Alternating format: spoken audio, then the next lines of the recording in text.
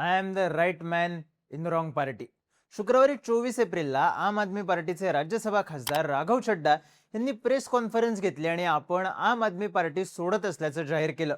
Press conference नंतर राघव चड्डा लगेच भाजपचे राष्ट्रीय अध्यक्ष नितीन नबीन यांना भेटले आणि त्यांनी भाजपमध्ये प्रवेश केला. पण राघव चड्डा एकटे गेले नाहीत. त्यांनी आपल्यासोबत आपच्या आणखी 6 खासदारांना आणलं. हे सर्व राज्यसभेचे खासदार आहेत जे पंजाबमधून निवडून गेलेत. खरं तर राघव चड्डा भाजपमध्ये जाणार असं सुरुवातीपासूनच बोललं जात होतं.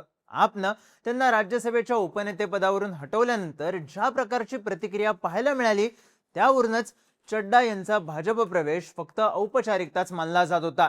पण धक्कादायक गोष्ट ही होती की त्यांच्यासोबत आणखी 6 खासदार गेले. ही बातमी 24 एप्रिलला समोर आली, पण याची स्क्रिप्ट मागच्या अनेक दिवसांपासून लिहिली जात होती. आम आदमी पार्टीनेही आरोप केलाय की भाजपनं ऑपरेशन लोटस राबवून या सगळ्या खासदारांना आपल्या गळाला लावलंय. पण हे ऑपरेशन लोटस नेमकं झालं कसं? राघव चड्डा यांच्यासोबत 6 खासदार भाजपमध्ये कसे आले? त्यांची भाजपशी काय डील झाली? पडद्यामागून सगळी सूत्र कोणी हलवली? सगळं राजकारण जाणून घेऊया या व्हिडिओमधून. नमस्कार, मी चिन्मय आणि तुम्ही पाहताय बोलभिडू. राघव चड्डा यांच्यासोबत आपच्या ज्या 6 खासदारांनी भाजपमध्ये प्रवेश केला त्यांची नावं आहेत अशोक मित्तल, संदीप पाठक, स्वाती मालिवाल, हरभजन सिंग, राजेंद्र गुप्ता आणि विक्रमजीत साहनी. यापैकी राघव चड्डा यांचं जाणं अपेक्षित होतं, पण यात सर्वात धक्कादायक नाव ठरलं संदीप पाठक. राघव चड्डा यांच्यापेक्षाही संदीप पाठक यांनी आम आदमी पार्टीला सोडणं हा केजरीवालांसाठी मोठा धक्का मानला जातोय. कारण पाठक हे केजरीवाल यांचे सर्वात विश्वासू रणनीतिकार आणि भाजपचे कट्टर विरोधक होते. आपच्या एका वरिष्ठ नेत्यानं म्हणलंय, आम्ही अनेक धक्क्यांसाठी तयार होतो, पण संदीप पाठक भाजपमध्ये प्रवेश करतील याची आम्ही कधीच कल्पना केली नव्हती. पाठक हे केजरीवालांच्या किती जवळचे होते हे यावरून लक्षात येतं की ज्यावेळी केजरीवाल तुरुंगात होते तेव्हा त्यांना भेटण्याची परवानगी फक्त 3 व्यक्तींना होती. अरविंद केजरीवाल यांच्या पत्नी सुनीता केजरीवाल, केजरीवाल यांचे पीए विभव कुमार आणि तिसरे व्यक्ती होते संदीप पाठक. पण मग असं काय झालं की संदीप पाठक यांनी केजरीवालांची साथ सोडून थेट भाजपमध्ये प्रवेश केला? तर संदीप पाठक हे आम आदमी पार्टीचे चाणक्य मानले जायचे. ते वेगवेगळे सर्वे, आकडेवारी आणि गणितांवर आधारित निवडणूक रणनीती बनवायचे. त्यामुळे पक्षांतर्गत त्यांची तुलना अनेकदा भाजपच्या अमित शहा यांच्याशी केली जायची. 2022च्या गुजरात विधानसभा निवडणुकीत आम आदमी पार्टीनं जवळपास 13% मतं घेऊन 5 जागा जिंकल्या. यामध्ये संदीप पाठक यांनी आखलेल्या स्ट्रॅटेजीचा रोल सगळ्यात मोठा होता.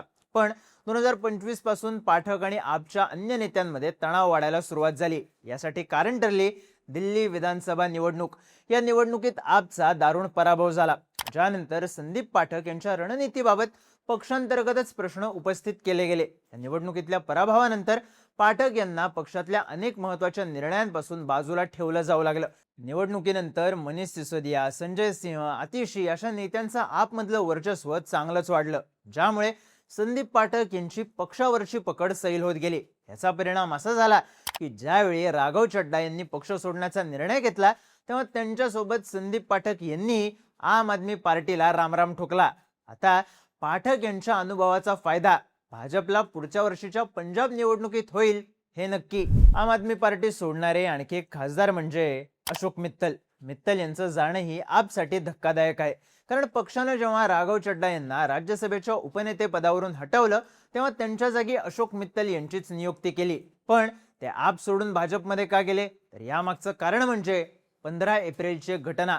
मुळात अशोक मित्तल हे खासदार जरी असले तरी त्यांची खरी ओळख म्हणजे मोठे बिझनेसमन.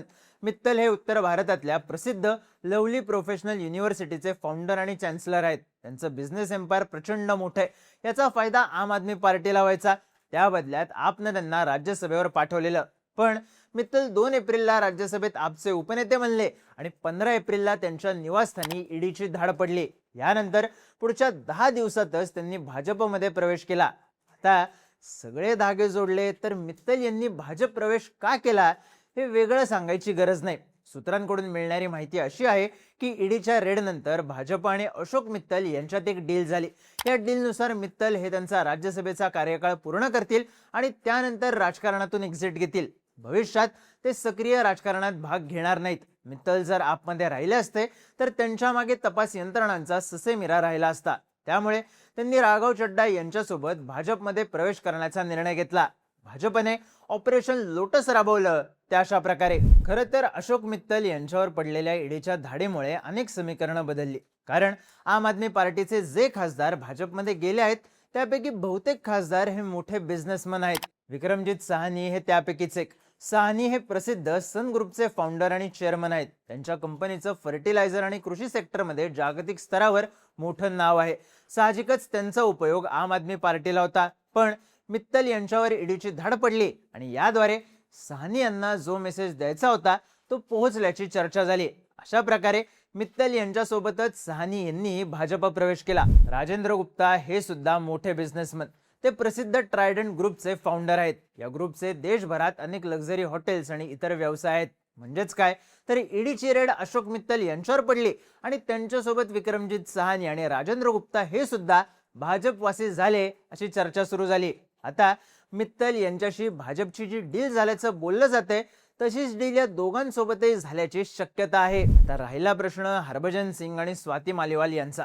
तर स्वाती मालीवाल या मागच्या काही वर्षांपासून आम आदमी पार्टीपासून दूरच होत्या. अण्णा आंदोलनातून पुढे आलेल्या मालीवाल या अनेक वर्ष दिल्ली महिला आयोगाच्या अध्यक्षा होत्या. पण 2024 मध्ये त्यांनी आरोप केला की दिल्लीचे तत्कालीन मुख्यमंत्री अरविंद केजरीवाल यांचे पीए विभव कुमार यांनी मुख्यमंत्र्यांच्या निवासस्थानी आपल्यावर हल्ला केला. तेव्हापासून मालीवाल या आपमध्ये सक्रिय नव्हत्याच. त्या कधी ना कधी पक्षाला सोडतील हे नक्की होतं. मालीवाल फक्त योग्य संधीची वाट पाहत होत्या. कारण त्यांना त्यांची राज्यसभेची खासदारकी सोडायची नव्हती. ही संधी त्यांना राघव चड्डा यांच्याद्वारे मिळाली. चड्डा हे भाजपच्या संपर्कात होतेच. आपनं ज्यावेळी त्यांना राज्यसभेच्या उपनेतेपदावरून हटवलं त्याच वेळी त्यांचा भाजप प्रवेश निश्चित झाला होता. पाठोपाठ स्वाती मालीवाल यांनी आम आदमी पार्टीला रामराम ठोकला. हरभजन सिंग माजी क्रिकेटर. आणखीन एक ओळख म्हणजे पंजाबचे मुख्यमंत्री भगवंत मान यांचे जवळचे मित्र. त्यांच्या पंजाबमधल्या लोकप्रियतेचा फायदा पक्षाला होईल हा विचार करून आपनं त्यांना राज्यसभेवर पाठवलं. पण हरभजन राजकारणात फारसे सक्रिय राहिलेच नाहीत. उलट अनेकदा त्यांची भूमिका पक्षाविरोधी असल्याचंच दिसून आलं. पंजाबमध्ये जेव्हा आम आदमी पार्टीच्या सरकारनं अंमली पदार्थांची तस्करी करणाऱ्यांच्या घरावर बुलडोझरनं कारवाई केली तेव्हा हरभजन सिंग यांनी याचा जाहीरपणे विरोध केला. त्यामुळं पक्षांतर्गत वादही झाला. आता जेव्हा पंजाबमधल्या खासदारांनी पार्टी सोडण्याचा निर्णय घेतला तेव्हा हरभजन सिंग सुद्धा त्यांच्यासोबत भाजपमध्ये गेले. पण या सगळ्यात महत्वाचा प्रश्न म्हणजे भाजपकडून हे सगळं कोण कोऑर्डिनेट करत होतं. राघव चड्डा यांच्या माध्यमातून भाजपनं आम आदमी पार्टी फोडली. पण चड्डा भाजपमध्ये कोणाच्या संपर्कात होते तर सूत्रांच्या हवाल्यानं दोन नेत्यांची नावं समोर येत आहेत. एक भाजपचे केंद्रीय मंत्री पियुष गोयल आणि दुसरे भाजपचे राष्ट्रीय सरचिटणीस तरुण चुग. भाजपकडून या दोन नेत्यांना ऑपरेशन लोटसची जबाबदारी देण्यात आली होती असं बोललं जाते. पियुष गोयल यांच्याकडे केंद्रात वाणिज्य मंत्रालय आहे. स्वतः राघव चड्डा यांची पार्श्वभूमी कॉमर्सचीच आहे. त्यामुळे चड्डा यांच्याशी संपर्काची जबाबदारी गोयल यांच्याकडे देण्यात आली होती असं म्हणलं जाते. दुसरीकडे तरुण चुग हे मूळचे पंजाबचे. त्यांच्याकडे सध्या जम्मू काश्मीर, लडाख आणि तेलंगणाची जबाबदारी असली तरी ते यापूर्वी पंजाबमध्ये भारतीय जनता युवा मोर्चाचे प्रदेशाध्यक्ष राहिले आहेत. त्यामुळे पंजाबमधून येणाऱ्या आप खासदारांची संपर्क साधण्याची जबाबदारी तरुण यांच्याकडे असल्याची चर्चा आहे. या सगळ्यांना मॅनेज अर्थातच गृहमंत्री अमित शहा करत असल्याचं बोललं जातंय. अमित शहा गेल्या काही दिवसांपासून बंगालमध्ये आहेत. पण ते बंगालमधून ऑपरेशन लोटस मॉनिटर करत असल्याच्या चर्चांना आता उधाण आलंय. महत्वाचं म्हणजे भाजपकडून अशा प्रकारे सूत्र हलवली जात होती पण याची पुसटची कल्पनाही अरविंद केजरीवाल यांना आली नाही. कारण ज्या दिवशी राघव चड्डा यांनी प्रेस कॉन्फरन्स घेतली त्याच दिवशी अरविंद केजरीवाल हे त्यांच्या कुटुंबासह नव्या घरात शिफ्ट झाले. याची माहिती त्यांनी स्वतः सोशल मीडियावरून दिली होती. आता ज्या दिवशी राघव चड्डा यांना राज्यसभेच्या उपनेतेपदावरून हटवण्यात आलं तेव्हापासून त्यांच्या प्रेस कॉन्फरन्स घेण्यापर्यंत काय काय घडामोडी घडल्या ते सांगतो. 2 एप्रिलला चड्डा यांना उपनेते पदावरून हटवण्यात आलं. त्यांच्या जागी अशोक मित्तल यांची नियुक्ती करण्यात आली. 15 एप्रिलला अशोक मित्तल यांच्या घरावर ईडीची रेड पडली. त्यानंतर 16 आणि 17 एप्रिलला पंजाब सरकारनं राघव चड्डा यांची Z+ सिक्युरिटी काढून घेतली. पण यानंतर केंद्र सरकारनं लगेचच राघव चड्डा यांना दिल्ली आणि पंजाबमध्ये Z कॅटेगरीची सुरक्षा देण्याचे आदेश दिले. 24 एप्रिल म्हणजे प्रेस कॉन्फरन्सच्या दिवशी दुपारी 12 वाजता आम आदमी पार्टीला या सगळ्या घडामोडींची चाहूल लागली. त्याचवेळी चंदीगडमध्ये आम आदमी पार्टीचे महासचिव बलतेज पन्नू यांनी एक प्रेस कॉन्फरन्स घेऊन राघव चड्डा यांच्यावर आरोप केले. भाजप चड्डा यांचा वापर करत असून त्यांच्याद्वारे पक्षाच्या खासदारांना प्रभावित केलं जात असल्याचा आरोप पन्नू यांनी केला. अमित शाह यांनी राघव चड्डा यांना मोठ्या पदाची ऑफर दिली असल्याचा दावाही केला. त्यानंतर 1 वाजताच्या सुमारास पंजाबचे मुख्यमंत्री भगवंत मान यांनी हरभजन सिंग यांना अनेकदा कॉल केल्याचं म्हणलं जातंय, पण हरभजन सिंग यांनी उत्तर दिलं नाही. ते त्यावेळी मुंबईत होते. शेवटी दुपारी 3:30 वाजता राघव चड्डा, संदीप पाठक आणि अशोक मित्तल यांनी प्रेस कॉन्फरन्स घेत भाजपमध्ये प्रवेशाची घोषणा केली. अशा प्रकारे भाजपचं ऑपरेशन लोटस सक्सेसफुल झालं. थोडक्यात काय तर 24 एप्रिलला ज्या काही घडामोडी घडल्या त्याची तयारी बऱ्याच दिवसांपासून सुरू होती. राघव चड्डा यांच्या मार्फत आम आदमी पार्टीच्या अन्य खासदारांना फोडण्याचा प्लॅन भाजपकडून आखण्यात आला होता. हा प्लॅन राबवण्यासाठी ईडी सारख्या तपास यंत्रणांची मदत घेण्यात आली असा आरोप होतोय. अखेर चड्डा यांच्यासोबत आपच्या 6 खासदारांनी भाजप प्रवेश करून प्लॅन संपन्न केला. पण या सगळ्या घडामोडींबद्दल, भाजपच्या कथित ऑपरेशन लोटस बद्दल तुम्हाला काय वाटतं? तुमची मतं आणि प्रतिक्रिया कमेंट करून नक्की सांगा आणि माहितीपूर्ण व्हिडिओज पाहण्यासाठी बोलभिडूच्या YouTube चॅनलला सबस्क्राईब करायला विसरू नका.